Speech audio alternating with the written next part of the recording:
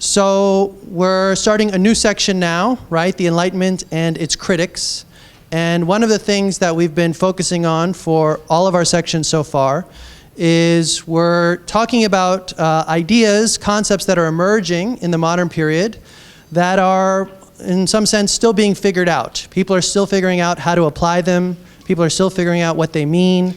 Concepts like science or natural philosophy, concepts like the state, in this case, concepts like enlightenment, right?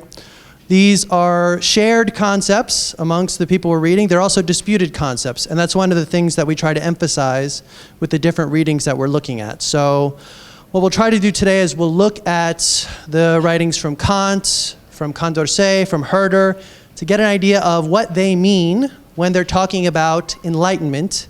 And I think we'll see if we look pretty closely, they actually mean different things, all right? They're figuring out what it means to be enlightened, to think in an enlightened manner, or what the process of enlightenment looks like, how it changes societies. So first we can start off, what is the Enlightenment? Today when we say the Enlightenment, we're talking about a historical time period, right? And if you read histories of the Enlightenment, you're going to find that different historians will tell you different things about this time period, right? They can all agree upon one very general claim, so general that it's not even helpful, right? They can all agree that this is a period of Western European history characterized by a philosophical movement. So general, it's not really that helpful. When we get into the details, this is where we're going to find disagreements on the history of the Enlightenment. So what time period are we talking about? Everyone agrees we're talking about certainly the 18th century, okay? And most narratives will tell you the Enlightenment ends about the start of the French Revolution, so 1789-ish, right? When does the Enlightenment begin? Well, that's where you're going to see a lot of differences in different historians. Some will say we want to go start in like the 1680s in France. Others will push it back further and say, no, Enlightenment philosophy starts at an earlier time in a different place. We want to go back to the Netherlands in about the 1650s, right? Others will say, like Condorcet, who we're reading today, he imagines himself living in the most enlightened age. And when does that age begin? He's going to say it begins with the writings of Bacon and Galileo and Descartes. When does Bacon die again? 1626. So he's pushing the beginning way back further. So we're going to get disagreements from different historians about when exactly this time period is. We're definitely talking 18th century. What places are we talking about? We're definitely talking about France. Everyone agrees with this. If you read Condorcet closely, you'll see him saying that thanks to the fact that so many people spoke French, the French kind of led the spread of Enlightenment ideas. We're definitely talking about Germany. So the French had a word for Enlightenment, Lumière. The Germans had a word for Enlightenment, Aufklärung. Many people also say we got to talk about the Netherlands, okay? Other historians will say we should also be including places in the UK, England, Scotland. We should be including Spain. We should be including Italy. We should be including America. Okay, we can have disputes about the geographical distribution. But we're certainly talking about France, Germany, the Netherlands. Okay, these are places where our authors are coming from, France and Germany especially. What kind of philosophical movement are we talking about? So just to give broad stroke sort of Wikipedia version of the Enlightenment here, we'll see that Enlightenment philosophers, Enlightenment intellectuals, in a lot of ways they're extending and they're intensifying commitments that we've already seen people defending in the early modern period, right? So for example, commitment to critical thought. We saw in Bacon and Descartes that they wanted us to completely abandon all of our inherited beliefs about the natural world. Why? Because we couldn't trust any of them. Right? If we can't trust them, if we don't have good reasons to support them, then they're merely prejudice. And they're going to demand that we only accept beliefs about the natural world that are based on some combination of evidence and argument, right? This is certainly a commitment that's going to continue for these Enlightenment philosophers. We saw other philosophers like Hobbes, like Locke, like Rousseau.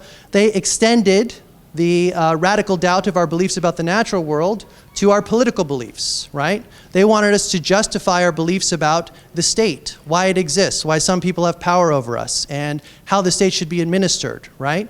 And what did we see them do? They turned back to nature. They're taking nature as the strong source of evidence from which they're going to build up basic beliefs that are supposed to tell us how the state should function, okay?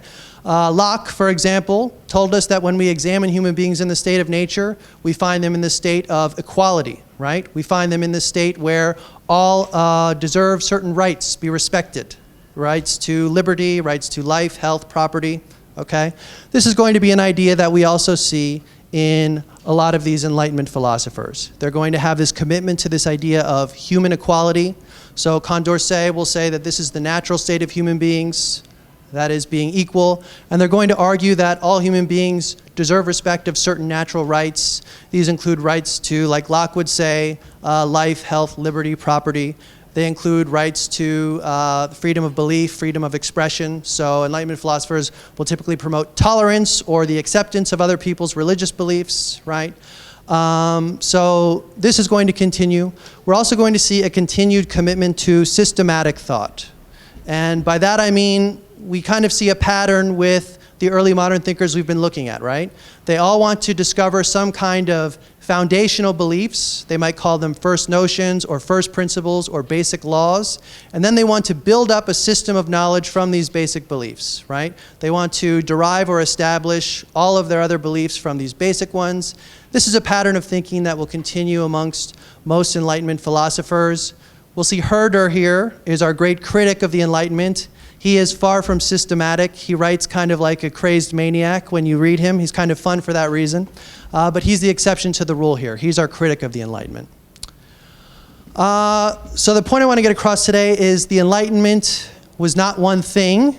And when we pay attention to the way that our authors use the term Enlightenment, we'll see that they're using it in different ways. None of our authors, and pretty much no one in the 18th century, will use the term the Enlightenment with a capital E.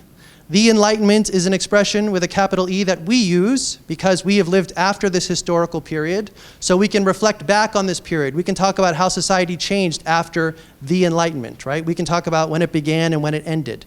Kant, Condorcet, Herder, they're living in the middle of it. So they have no concept of the Enlightenment, but they do use the term Enlightenment. They do recognize that something is happening to society. It's changing, right? People, they'll say, are becoming enlightened. They're noticing enlightened ways of thinking. So this we'll see them use. We won't see them use the expression the Enlightenment with a capital E, but we'll see them use the term enlightenment with a lowercase e, or enlightened thinking, etc. And what I want to do, the passages that I kind of pulled out and put on your fly sheet, are pulling some of these passages where they use this expression so we can try to figure out what they thought was happening when a society was becoming enlightened, or what kind of person was an enlightened person. How did that person change when they became enlightened? This is going to be a shared and disputed concept for Kant, for Condorcet, for Herder. All of them will agree upon this basic meaning. They all agree that enlightenment is a way of thinking that is becoming widespread in their lifetimes, right? And they recognize this is especially happening in Europe, in France and Germany, their context. Enlightenment, they all agree, is a way of thinking that is becoming predominant in their lifetimes. What they're going to disagree about is what exactly this means, what exactly this way of thinking consists of. So I want to start by looking at Condorcet. So Condorcet, kind of a mouthful, his title here, Sketch for a Historical Picture of the Progress of the Human Mind. Why does he need sketch and picture? Why not just say historical sketch? I don't know. Long title. Maybe because he's writing this under duress, okay? He's writing this in the last years of his life. The French Revolution is happening. He's in the middle of it. He ends up being part of a political party that the government turns against. And there's actually a warrant put out for his arrest. And in absentia, he's given the death penalty. So he's hiding when he writes this book. He's writing this book in the last couple years of his life, hiding in a friend's house. And what does he decide to write while he's hiding in a friend's house, worried that he might not be living much longer? He is eventually arrested, and he does die in jail. What does he decide to write now that he has these precious last moments of life left? He decides to write an entire history of human thought, okay? From the beginning right up to his present day. This is what he's going to write for us. And he's going to focus on the way that the human mind has progressed, right? It's going to be a continual series of progressions up until his age, the most progressive age. He'll say the most enlightened age. Now, he breaks up the history of humanity into what he calls 9 different eras. He's living in the 9th era, the most enlightened era, right? He has one final chapter about the 10th era, where he talks about the future, what he imagines the future of humanity will be like. So I want to look at these passages I have pulled out for you. Unfortunately for us, Condorcet doesn't define the term enlightenment or enlightened. So it would be nice if he did, then we could have a good guess about what he means. He didn't. So what we need to do is we need to pay attention to every sentence where he uses the word, and we need to try to figure out what he means when he uses it. Okay? You might disagree with what I think he means. That's an interesting question we can raise here. So, first passage I pulled out here. One simple sentence. All men have equal right to be enlightened, to know all truths regarding their interests. Okay? This suggests that being enlightened has something to do with knowing truths, possessing knowledge, right? Next passage. This one's a little longer, but it says a lot of important things for him. Bear with me. So he's talking about the ninth era, his era here, okay? He says, in the ninth era, the new truths which the genius had enriched philosophy, I already messed it up. The new truths with which genius had enriched philosophy, politics, and public economy, adopted more or less by enlightened men, extended further their salutary influence, okay? So new truths have been introduced by philosophy, and these truths are now extending beyond the enlightened people who have already accepted them, okay? They're extending the salutary influence of these beliefs, of these truths. What's a salutary influence? I don't think I've ever said that word out loud before. Do we know? It's a beneficial influence, okay? So accordingly, although there were still many men condemned to a voluntary or forced ignorance, the line between mankind's thick-headed portion, and its enlightened portion was almost entirely erased, leaving only a gradual slope from the height of genius to the depth of stupidity. Thus, these things became accepted not just by philosophers, but all of society. And what are these things? All of these basic beliefs he talks about here. A general knowledge of the natural rights of man. The opinion that these rights aren't given and can't be taken away. A strongly expressed demand for freedom of thinking and writing, freedom of industry and commerce, relief of the people's distress, repeal of penal laws against religious dissidents, blah, blah, blah, blah, blah. I can go on, okay? So when I read Condorcet and I see him use this word, I would say by enlightenment, he means something like being well educated or possessing knowledge, okay? So enlightened people are those who were exposed to these new truths that philosophers have discovered in the ninth era, right? And what makes the ninth era distinctive, what makes it more enlightened than previous eras, is not just that philosophers discovered these new useful truths, like the natural rights of humanity, but philosophers have gone to the trouble of spreading them out amongst ordinary folk like you and me who aren't philosophers, right? So common citizens are becoming aware of their natural rights. This is why this is such an enlightened age, the ninth era for Condorcet, okay? So what are these new truths that philosophers have discovered? He talks about the key moments in the formation of the ninth era. He starts with Bacon. What did Bacon teach us to do? We already read some Bacon. We have an idea of this. Bacon taught us to renounce prejudice. So renounce any beliefs that I can't support with observation and experiment, right? All of the previous teachings, all of the inherited wisdom of previous science, this is to be abandoned, right? Condorcet appreciates this aspect of Bacon. It's one that's going to carry on in his thought. He appreciates that Bacon taught us to derive our beliefs from observation and experiment. But unfortunately, he doesn't think that Bacon gave us a very fruitful scientific method. He didn't really show us how to do this. And if you've looked at Bacon's tables of discovery, as confusing as they are, you know what he's talking about. All right. Next, we have Galileo. What did Galileo do? He did what Bacon was supposed to do. Galileo taught us how to derive beliefs from observation and experiment. With Galileo, we have scientific method now. The problem with Galileo, the reason why we need more philosophical influences besides him, is he only really applied his thinking to the natural sciences and mathematics. So if we want to question things like the nature of the state, Galileo is not necessarily going to give us guidance. But Descartes will. So Descartes, Condorcet appreciates because he taught us to radically doubt everything and to only accept beliefs that reason can endorse, right? So now we can turn our critical gaze, following Descartes, upon any aspect of human civilization we want, as well as the natural world, as well as mathematics. The problem with Descartes is, although he gave us this courage to doubt everything and to only accept beliefs that reason endorses, he also introduced, Condorcet says, lots of false beliefs, lots of confused beliefs. And he doesn't name them, but he probably has ideas like Descartes' argument for the existence of God. Condorcet, if you read him, you very quickly realize he is not a fan of religion. He describes religion as a form of despotism, a great barrier to enlightenment. There's two great barriers to enlightenment for Condorcet: the despotism of religion and the despotism of kings or tyranny. Okay? So these would be arguments that Condorcet doesn't respect coming from Descartes. But luckily, we had one last major philosophical innovation. And this is the work of Locke, right? And according to Condorcet, what Locke did is he taught us how to restrain our knowledge so that we only think about objects of human intelligence that we can actually gain knowledge about. He taught us the limits of human knowledge. So Locke is an empiricist, which means Locke taught that we can only know things that we can experience, right?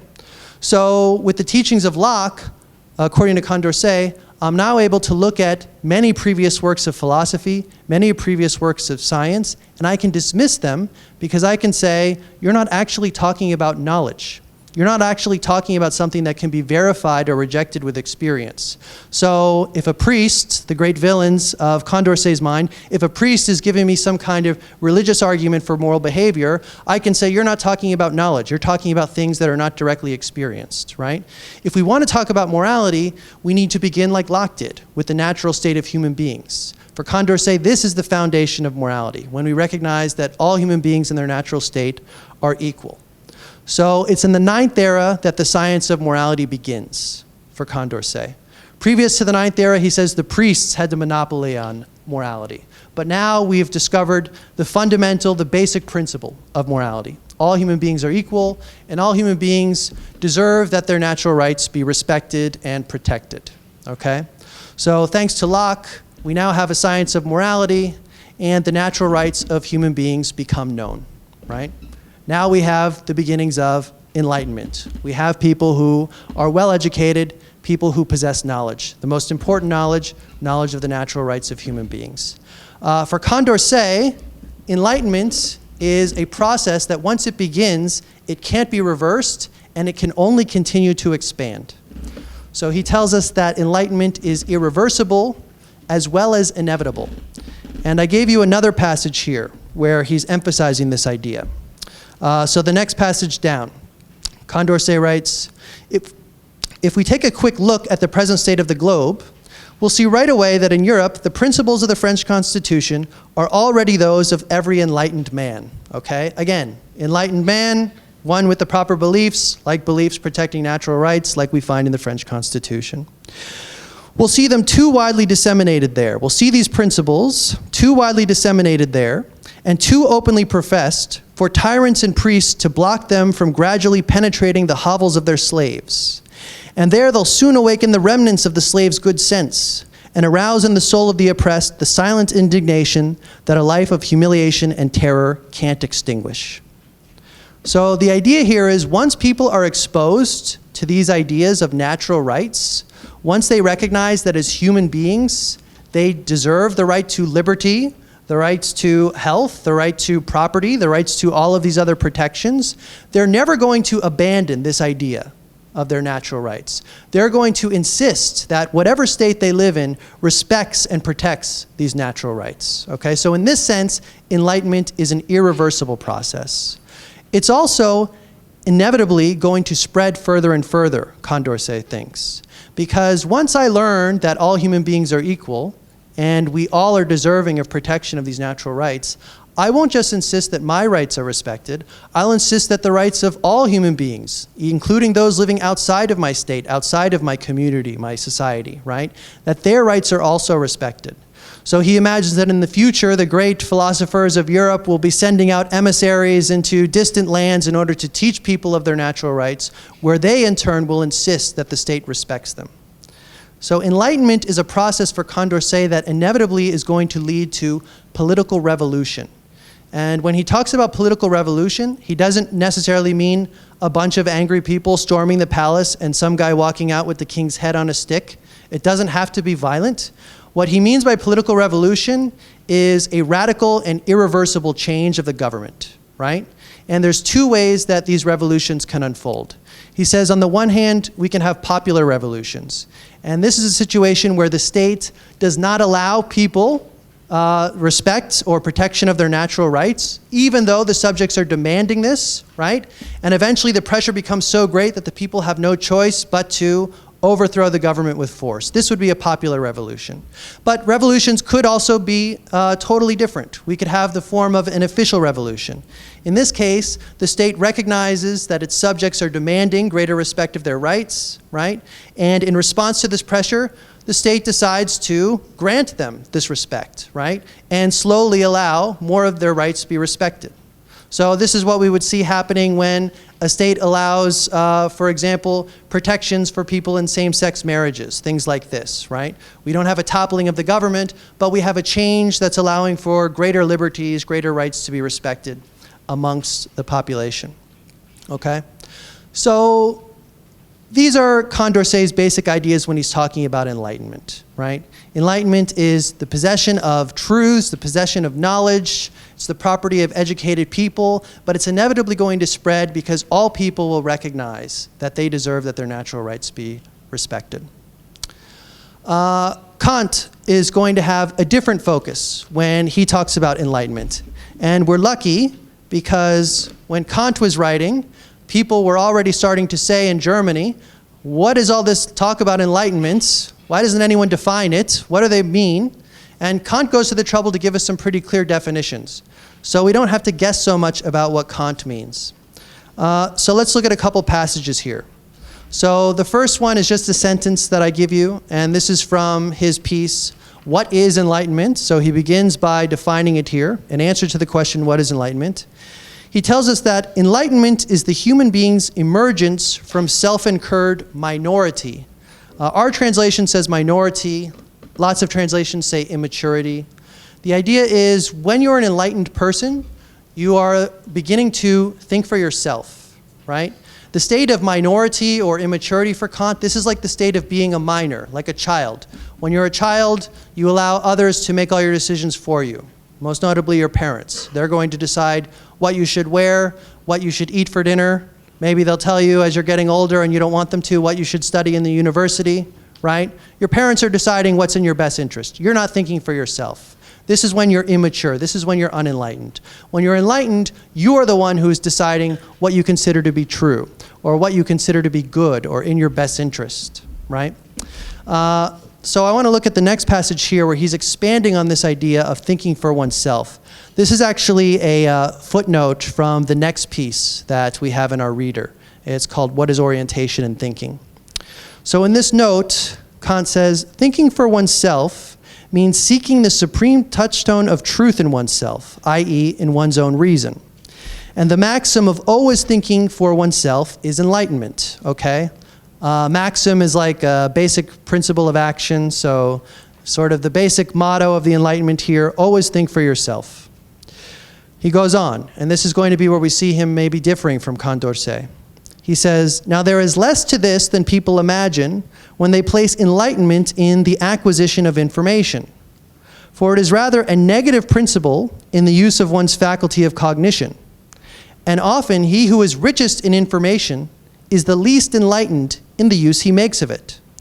To make use of one's own reason means no more than to ask oneself whether one is supposed to assume something, whenever one is supposed to assume something, whether one could find it feasible to make the ground or the rule on which one assumes it into a universal principle for the use of reason.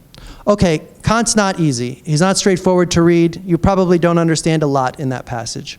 One thing you can see is that he's saying enlightenment has nothing to do with the acquisition of information.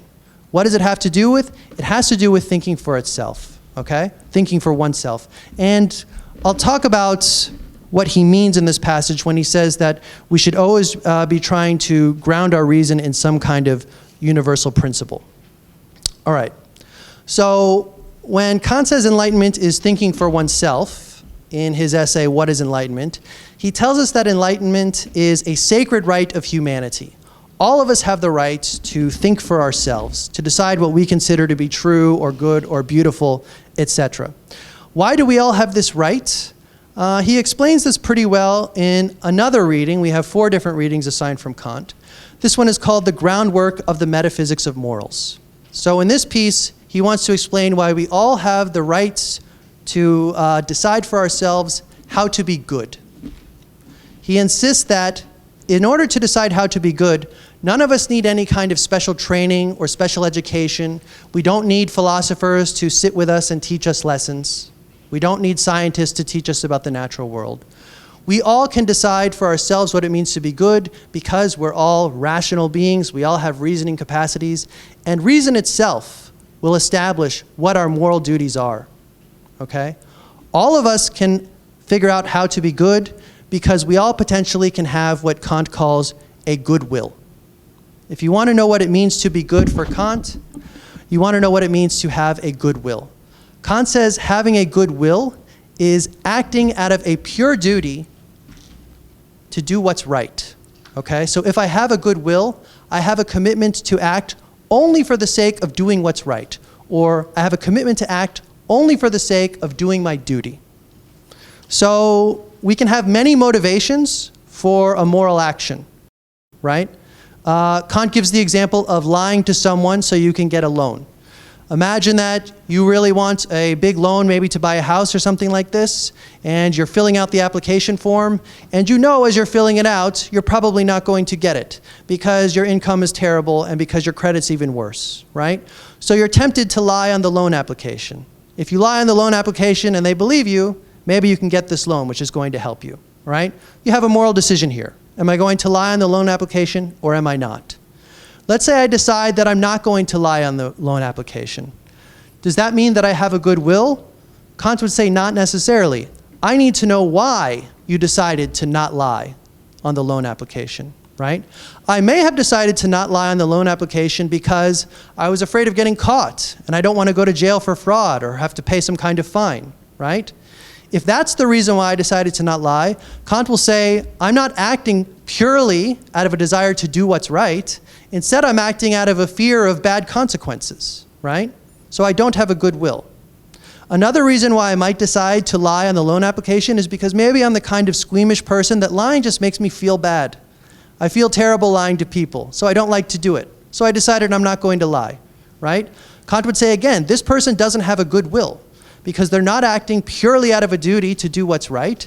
Instead, they're acting out of a desire to feel good, right? If I want to know that I have a good will, I need to know that I chose to not lie on the loan application simply because I knew it was my duty to tell the truth. And I chose to do that. So reason, Kant thinks, tells us what all of our duties are, what all of our moral responsibilities are. How does reason do this? Kant, at the end of this essay, shows us. He says, we have a way of, if you like, hearing the commands of reason.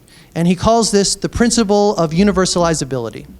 So Kant will say, any time that you're facing a moral question, you should ask yourself, can I make this action a universal law and still achieve my goal? Okay? Kant uses a little bit more complicated language. Kant says that we should act only on maxims that can be made universal laws and are still achievable. So a maxim for Kant, this is a principle of action. A maxim is always going to have 2 parts. A maxim is going to tell you what you're doing, and it's going to tell you why you're doing it. Okay? So I'm deciding whether or not I want to lie on this loan application. So a possible maxim I could be considering here is, I will lie on a loan application in order to get a loan. Okay? This is a principle of action. This is a maxim. It tells me what I'm doing. I'm lying on a loan application. It tells me why I'm doing it in order to get a loan. Okay? Now, if you want to know whether or not this is acceptable, reason tells us. So what you need to do, Kant would say, is you need to imagine that everyone in the world acted on this maxim. That would mean it's a universal law. So imagine if everyone in the world acted on this maxim, and then ask yourself, could I still achieve my goal if everyone in the world was acting on this maxim? If the answer is no, then Kant will say, you're considering an immoral action. So if everyone in the world was to lie on their loan application, right, in order to get a loan, would I be able to get a loan by lying on my loan application? Kant says no, because if everyone is lying on their loan applications in order to get loans, the lenders are not going to believe any of these applications, right? So if everyone acted on this maxim, I would not be able to achieve my goal. And that means it's immoral. Why is it immoral? Because this maxim is actually committing me to thinking inconsistently. The only way that this idea can work, that I can lie on this loan application in order to get a loan, is if I make sure that everyone else follows the rules, but I get to break them, right? If everyone else is telling the truth, maybe I can get away with my lie. Maybe I can trick someone, right? If that's my expectation, that I can only succeed if everyone else follows the rules and I get to break them, I'm being inconsistent in the sense that I'm treating other people by different standards than I'm treating myself, right? And reason, thinking itself, Kant will say, demands consistency. People can't say things like, I'm older than 10 years old and I'm younger than 10 years old. That doesn't make sense. Reason demands consistency. Reason also demands consistency when it comes to morality, right? And what the principle of universalizability does is it helps us to recognize whether or not our maxims are consistent, right? Are we holding ourselves to the same standard that we're holding everyone else? Or are we treating ourselves differently? Are we making everyone else follow the rules when we get to break them? If we're not holding ourselves up to the same standards as everyone else, we're not acting morally. Okay?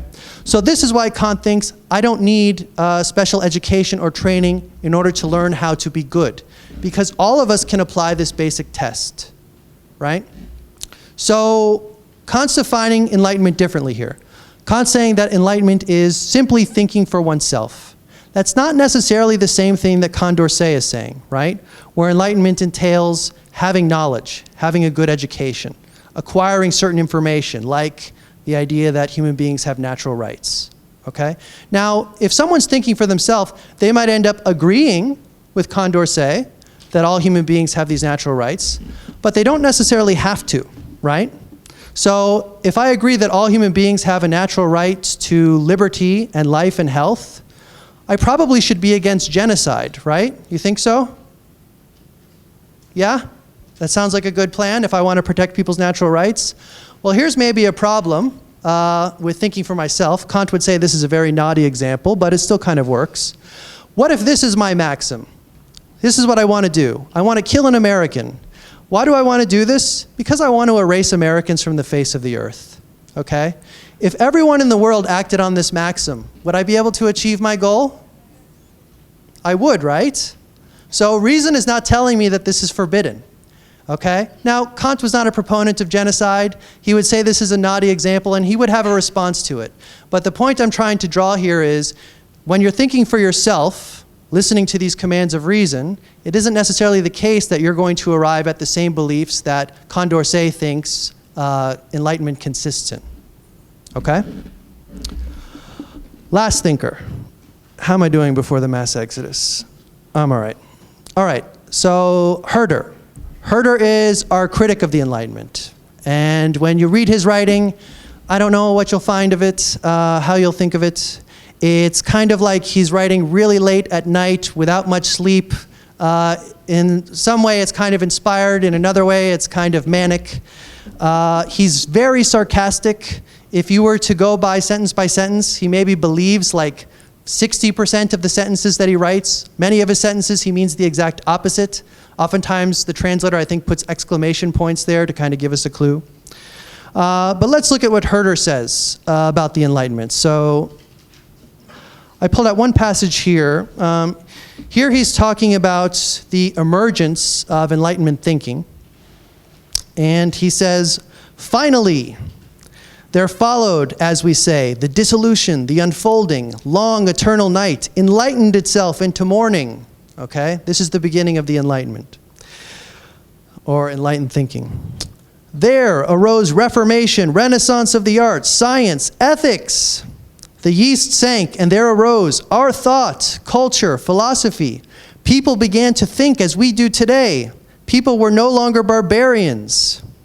No temporal point in the unfolding of the human spirit has been more beautifully described than this. He doesn't think this is a beautiful description. Since all our histories and philosophies point to it, And from east and west, from the beginning and yesterday, all the threads that are drawn out know how to draw towards it as the highest peak of human civilization. Okay? So he's talking about standard sort of historical narratives of the emergence of enlightened thinking, right? And what is he telling us is happening to people when they're becoming enlightened? They're becoming like us. That is, they're becoming like 18th century Western Europeans, right? And they are approaching the highest peak of civilization, right?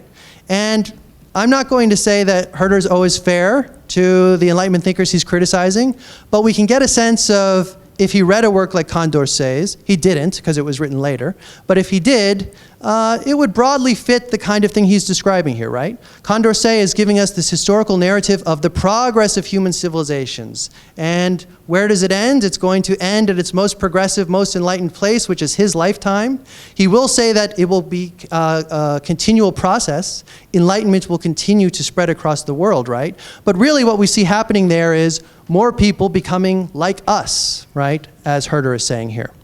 So when Herder is talking about enlightened thinking or the Enlightenment, he has a really different idea in his mind. It's a negative idea. Enlightenment is not necessarily a good thing for Herder. So I would say that by enlightenment, Herder means something like a mechanical way of thinking that takes contemporary European culture as the measure of humanity. I need to explain one part of this that's not in the passage, a mechanical way of thinking. So you'll see Herder talk a lot about how the mechanical way of thinking characterizes the modern European way of thought, right? And here he has in mind, I think, especially the kind of systematic thinking that we've seen in so many of our philosophers, right? So Bacon and Descartes, what do they want to do? They want to actually teach us how to think.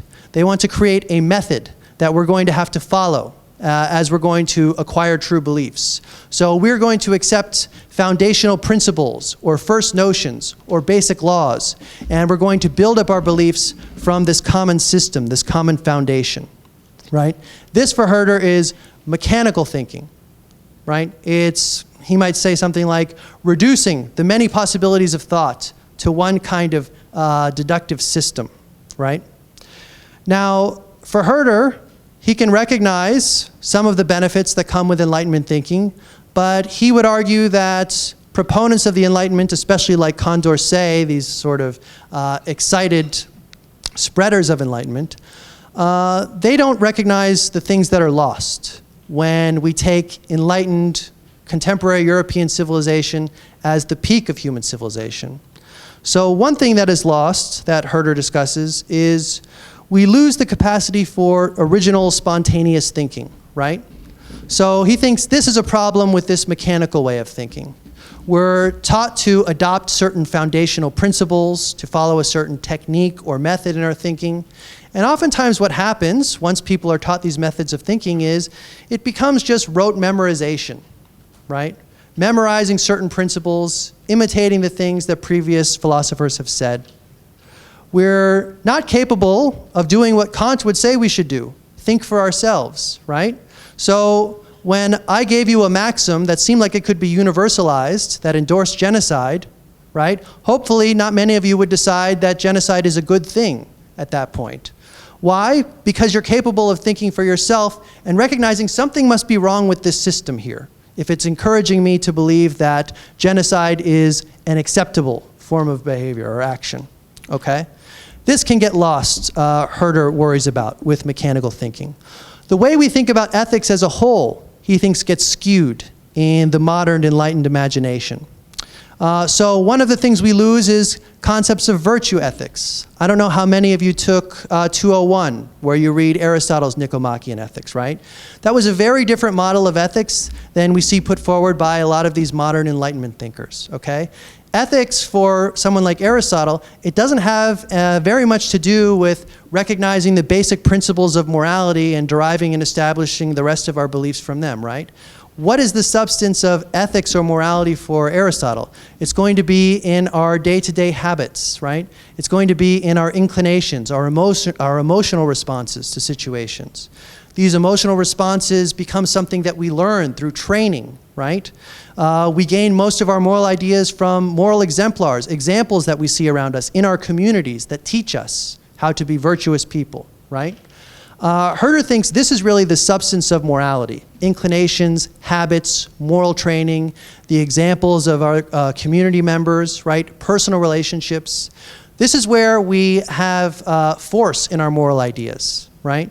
If we reduce morality to just a system of principles, he thinks morality actually loses its force. People won't care about it as much, which is why we can have, like in the United States, where in the American Revolution, everyone is declaring that all men are created equal, but at the same time, slavery is still legal, right? Because the principles don't have a purchase, they don't have a pull, because they're not actually based in any kind of sympathy with this other community, the community that is not responsible for writing these original documents. Another thing that we're going to lose, Herder thinks, is our ability to sympathize with other people. If we imagine that European civilization is the height of human civilization, right, we get this idea that all civilizations should be measured by our standards, what we take to be beautiful, what we take to be good, what we take to be true, right? And Herder would probably say someone like Condorcet is doing this when he tells the entire history of humanity that is culminating to 18th century France, okay? What we need to do if we want to understand other communities, Herder thinks, is we need to be able to sympathize with them, which means we need to be able to judge them by their standards of what they take to be good, or what they take to be beautiful, or what they take to be true. If we can't judge other people by their own standards, we can't actually understand what they're trying to achieve in their actions, right? So this approach to history, judging people by their own standards, is what's commonly called historicism. This is the approach that Herder wants us to take to studying other people's, that he thinks Enlightenment philosophers fail to take, right? So if I'm imagining that the recognition of the natural rights of humanity is going to be essential to being enlightened, then when I look at other cultures that lack this recognition, I'm going to say that there's something lacking in this culture, right? But Herder would want to try to push back and say, why should they be interested in these ideas that we take to be important? We need to be able to explain that. Otherwise, what appears to be lacking might only be apparently lacking because we're used to it, not because it's important to them, okay? A good place to push back on Herder here is usually when people get the idea of rights, they recognize right away that these are powerful ideas, but this is where he's going. Lastly, Enlightenment histories, he thinks, they hide the true sources of historical change. The true sources of historical change, according to Herder, are what he calls contingency, fate, and deity. And this is really just three ways of saying the same thing for Herder. So here what he's accusing Enlightenment historians of doing is he's accusing them of explaining historical change through the efforts of great individuals, right? So the idea would be like Galileo, in his defense of the heliocentric theory in front of the church, was inaugurating the scientific revolution, or something like this, right? Martin Luther, this great heroic figure with his provocative ideas, inaugurated the Protestant Reformation, right? Herder wants to say, when we look at historical change, what we see again and again is that it is never the result of a certain individual's heroic actions, right? History never unfolds in accordance with any human being's plans. So he gives the example of Luther here, right? Yes, it's true. Luther's attempts to reform the Catholic Church did lead to the unfolding of the Protestant Reformation. But is this what Luther planned when he began criticizing the Catholic Church? No. He at first planned on simply criticizing the Catholic Church, right? So he wanted to push for reforms within his own church. He's not imagining that eventually this is going to lead to the creation of a new form of Christianity, right? And that we're going to have many other forms of Christianity that are breaking off from the Catholic Church. And not only is he not imagining this, but the fact that his nailing these objections, right, to Catholic practice on the door of the seminary. The fact that this led to the Protestant Reformation, it has much more to do with contingency, with chance, than it does with any human being's efforts. There was loads of people who criticized the Catholic Church before. Many of their criticisms were accepted and this church changed. Others, their criticisms weren't accepted. But this didn't lead to a big reformation. Why? Because these people were either tortured and silenced or they were killed. And Luther could have very easily been one of these people who just ended up being burned at the stake and no one really cared about him unless we read history, right? Why did Luther end up creating a revolution, a reformation, instead of just being burned at the stake? Well, this had a lot to do with contingency. He was lucky that he lived in the age of the printing press, where his ideas disseminated widely and quickly.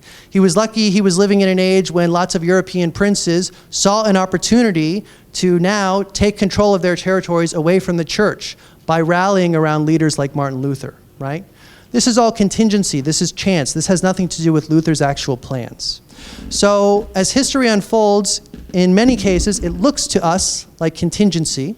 It's not unfolding in accordance with a human being's plan, but Herder does think it is unfolding in accordance with God's plan. So this is why he wants to say history is unfolding in accordance with contingency or fate, God's plan, or deity. The difference between him and the Enlightenment historians he wants to emphasize is he doesn't pretend to know what the end of history is going to be like. He doesn't pretend to know what God's plan is for all of this unfolding and development in the course of human history, right? Whereas he wants to say someone like Condorcet does pretend to have this knowledge, right? As he's going to talk about the 10th era, you'll see him explaining how these Enlightenment ideals are going to unfold across the globe. The only reason he can assume that is because he thinks he's established what the peak of human civilization is and that it can only spread to all other human beings. That's the only future course of development we have, okay? So what are we doing here? We're trying to generally introduce these texts. We're sticking to one main theme here, how they're defining enlightenment. Kant gives us a clear definition of enlightenment. Herder and Condorcet, they don't. So you totally might disagree with how I define enlightenment for them, right? Pay attention to how they use the word as you look in these documents. This is not the final say here, okay? So thanks for your attention. I'll see you guys later.